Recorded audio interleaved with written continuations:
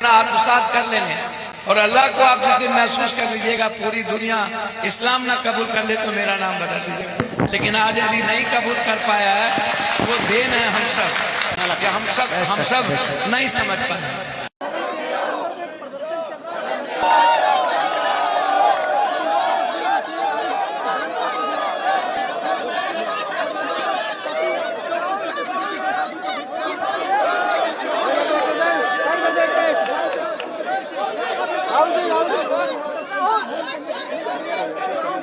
Sir कर देखिए sir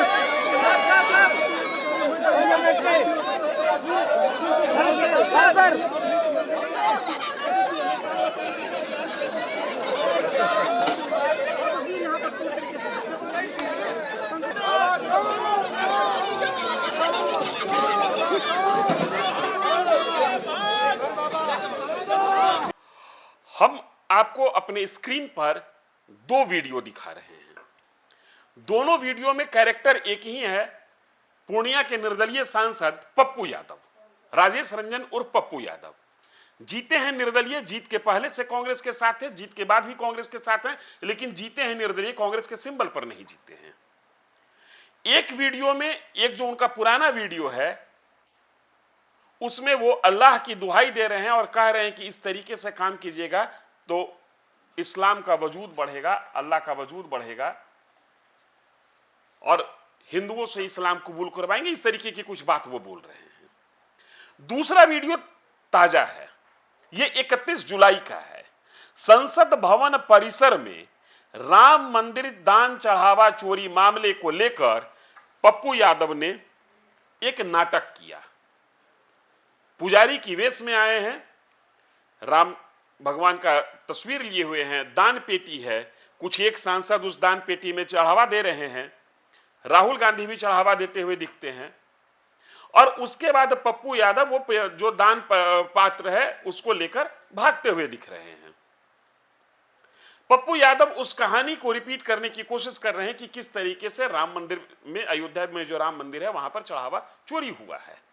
संसद पहले छात्रों के मुद्दे पर ठप रही, अब राम मंदिर के मुद्दे पर ठप है। लेकिन 31 जुलाई को पप्पू यादव के इस कृत्य ने पप्पू यादव को आज 6 अगस्त तक मीडिया की सुर्खियों में बनाए हुए है। 2 अगस्त को पप्पू यादव एक प्रेस कॉन्फ्रेंस कर रहे हैं। उस प्रेस कॉन्फ्रेंस में एक लड़का आ जाता है, वो पप्पू यादव से कुछ सवाल करते हुए दिखता है। पप्पू यादव कहते हैं कि ये सवाल करने नहीं, मुझे मारने आया था। उसका भी मामला एफआईआर में दर्ज, थाने में एफआईआर दर्ज करा दिया गया। इसके अलावा संसद भवन परिसर में पप्पू यादव ने जो काम किया पुजारी के वेश में, इससे आहत जो भी लोग हैं वो देश भर में अलग अलग जगहों पर पप्पू यादव के खिलाफ एफआईआर कर रहे हैं और किए हैं। पप्पू यादव का कहना है कि हम इन एफआईआर से डरने वाले नहीं हैं। लेकिन अब मामला इससे थोड़ा सा आगे बढ़ गया। एक युवा चेतना समिति के राष्ट्रीय अध्यक्ष हैं और एक पप्पू यादव हैं। युवा चेतना समिति के राष्ट्रीय अध्यक्ष रोहित सिंह नेशनल चैनल्स पर टीवी डिबेट्स में बैठते हैं। उन्होंने पप्पू यादव को लेकर एक सवाल किया कि पप्पू यादव किस हैसियत से पुजारी के वेश में आकर सनातन का अपमान कर रहे हैं। अब मुझे यह समझ में नहीं आता कि इसमें हैसियत वाली बात कहां से चली आई। पप्पू यादव ने नाटक किया है, लेकिन पप्पू यादव उनके इस सवाल पर पलटवार करते हुए कहते हैं कि रोहित सिंह नेशनल चैनल में किस हैसियत से डिबेट पर बैठता है। यहां भी सवाल समझ से परे है। यह चैनल, उसके एडिटोरियल टीम यह तय करती है कि किस विषय पर किसको डिबेट में रखना है, किसको डिबेट में नहीं रखना है। इसके लिए कोई हैसियत की डिफिनीशन नहीं है। लेकिन बात दोनों की हैसियत पर आकर टिक गई है और दोनों एक दूसरे के खिलाफ विश्वमन कर रहे हैं, जहर उगल रहे हैं। इन तमाम चीजों के बीच अपडेट यह है कि 20 जुलाई से संसद का मॉनसून सत्र जारी है, जो कि 13 अगस्त तक का शेड्यूल है और 20 जुलाई से लेकर आज 6 अगस्त को हम आपसे मुखातिब हैं। कुल मिलाकर संसद 2 घंटा से भी ज्यादा काम नहीं कर सकी है। पहले का एक सप्ताह छात्रों के नाम रहा और दूसरा सप्ताह भगवान राम के नाम जा रहा है, चंदा चढ़ावा चोरी के नाम जा रहा है। जिस संसद में पब्लिक के मुद्दे पर, लोगों के मुद्दे पर, लोगों के हित के लिए बहस होनी चाहिए थी। जिस संसद में लोगों के हित के मुद्दे पर सरकार को घेरना चाहिए था, उस संसद में वो लोग सरकार को राम मंदिर चढ़ावा चोरी में घेरने के लिए तैयार हैं जिन लोगों ने राम मंदिर के निर्माण का विरोध किया था, जिसने राम को काल्पनिक कहा, जिसने राम के वजूद पर सवाल खड़ा किया। वो आज राम भक्तों के द्वारा राम मंदिर में जो चढ़ावा दिया गया उसके चोरी पर बहस चाहते हैं। खैर, ये हो सकता है, हम किसी कार्य में हैं नहीं है, ये अलग विषय है। चोरी पर बहस होनी चाहिए, लेकिन इस बहस का स्तर देखिए कि धीरे धीरे धीरे धीरे अब समाज इस पर बंटने लगा। साधु संत समाज ने पप्पू यादव के खिलाफ कई जगह एफआईआर दर्ज कराया। अब विपक्ष भी इस विषय पर धीरे धीरे बिखरता दिख रहा है। जिस समाजवादी पार्टी की सहानुभूति इस नौटंकी के साथ थी, जो नौटंकी पप्पू यादव संसद भवन परिसर में करते दिखे, वो समाजवादी पार्टी अब साधु संतों के विरोध के बाद बैकफुट पर चली गई है।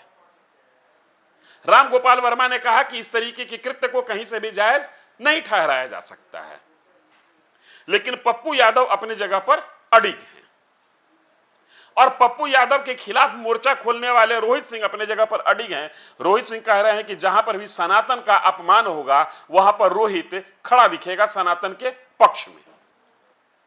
अक्सर नेताओं की एक जमात इस बात की वकालत करते दिखती है कि धर्म को राजनीति से अलग रखना चाहिए। अक्सर नेताओं की वही जमात धर्म और राजनीति को इस तरीके से आटा और पानी की तरह गूंथ देती है कि जो बनकर निकलता है वो रोटी है और उस रोटी में आम जनता के हिस्से कुछ नहीं है।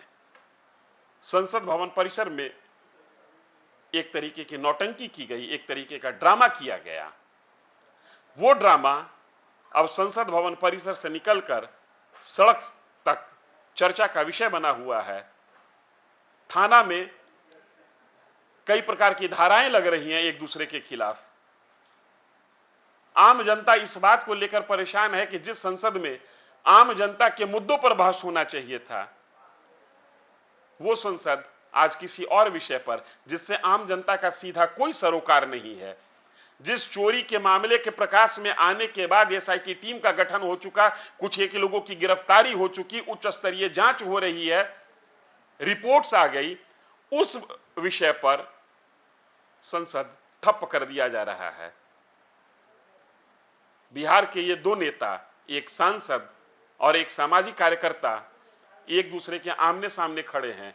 एक का कहना है कि सांसद महोदय सनातन का सम्मान गिरा रहे हैं, सनातन के संस्कार को नीचा दिखा रहे हैं, सनातन के संस्कार पर नौटंकी कर रहे हैं जो किसी भी स्तर पर स्वीकार्य नहीं है। और दूसरे का कहना है कि एक ने सनातन के नाम पर चोरी की है और उस चोरी पर बहस जब तक नहीं हो जाए, जब तक उस चोरी के लिए किसी की अकाउंटेबिलिटी, किसी की जिम्मेदारी तय नहीं कर दी जाए, तब तक हम संसद चलने नहीं देंगे।